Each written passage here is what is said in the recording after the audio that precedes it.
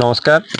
आज आम पाइचु आम गण सबुज बाहिनी सेक्रेटरी श्री चित्तरंजन साहू को आज बुझा जे सबुज बाहिनी कौन तो प्राधान्य देती बरगस्त गछ लगे।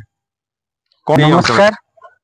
आपण जानते जेपरी आमर जातीय वृक्ष होची बरगछ एवं ता साथी वृक्ष होची अश्वत्थ गछ। ये दुईटी गछ दुईटी द्रुम। बरगछ मुख्यतः मृत्तिका संरक्षण करथाय, छाई प्रदान करथाय।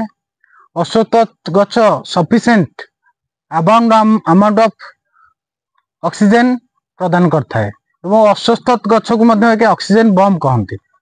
तो तत्सहित अश्वत्थ गछ भी शीतलता प्रदान करथाय।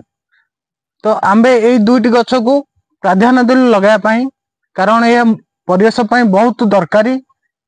जेहेतु एटा गोटे पहाड़र पाददेश, एठी मृत्तिका क्षय होबार बहुत चांसेस रही। तेणुक ये दुईटी गछ लगे द्वारा आमर मृत्तिका संरक्षण हम, यहाँ गोटे एजेंडा।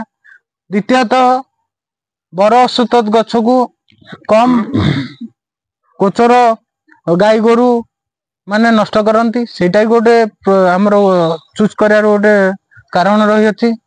तृतीयतः जेपरी मु कहली कि यह शीतलता प्रदान करे, यह भल छाई प्रदान करे। चतुर्थ साधारणतः ये दुईटी गछ को आमर मानव जाति नष्ट करती, कई हाणिकी नहीं पारे।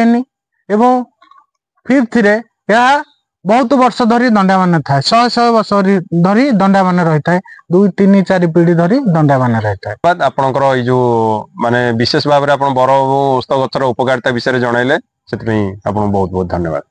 Thank you.